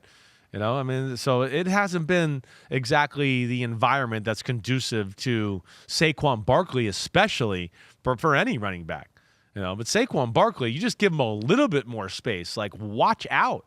And he hasn't had the, ability or capability to do that, let alone like last year when it became, hey, O-line's not playing good, and now Daniel Jones is hurt. Whoa.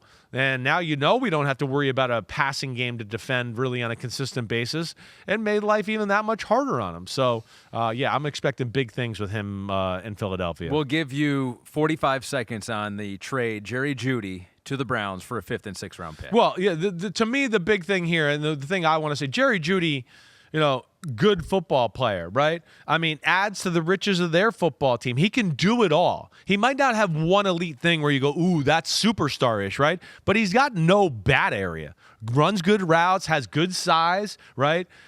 Has enough speed to beat you down the field. It's not Tyreek Hill, but still can do that and threaten you that way, right? So I look at that and go, Amari Cooper, Njoku, Elijah Moore, and now you add him to the group. Wow, you got versatility, you got depth, you got it all. And for a 5th and 6th round pick, yeah, that's big time. Again, here's another mistake where I do think Denver, once you dangled him out there and the negativity, and he was on the trade block during the trade deadline, I feel like once you get down a certain path or so far down a certain path, you got to at some point just go, you know what, we got to trade him. Even though I didn't get everything I might have wanted here, right? Now, I've tried to trade him. I've told everybody I've tried to trade him, right?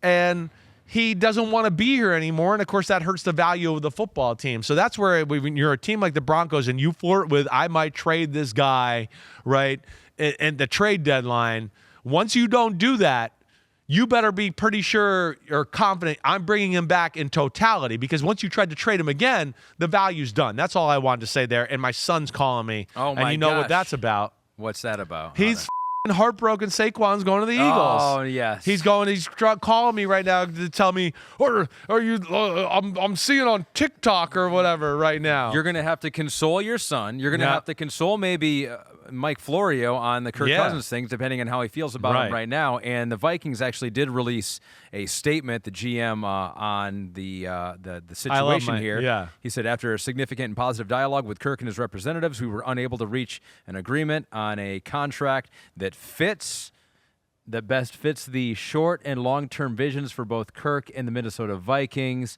Kirk holds a special place in Vikings history. So they had this ready to go.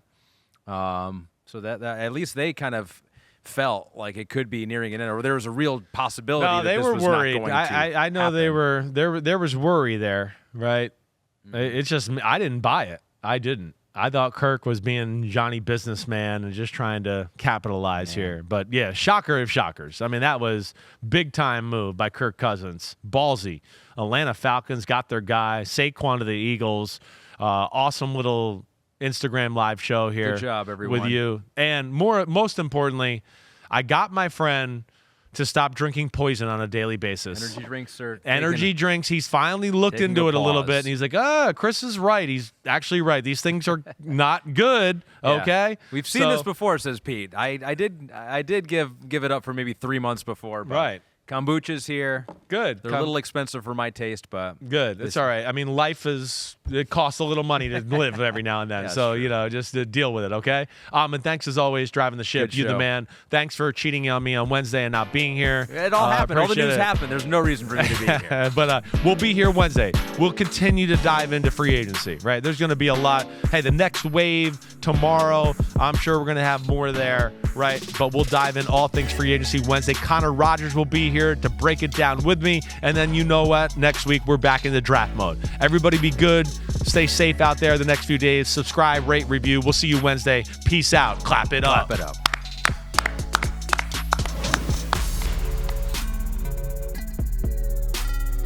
Yo, homies, what's up? I know it's the off season, but it's never the off season on Chris Sims Unbuttoned. Me and Ahmed Fareed are going to be here for it all. We got free agency. We're going to break it all down. The draft, the rankings of positions. Of course, we're going to unpack it all. Hit subscribe, get to my free agency reactions, 2024 draft rankings, and more. Thanks again for watching. Peace out, homies. See you soon.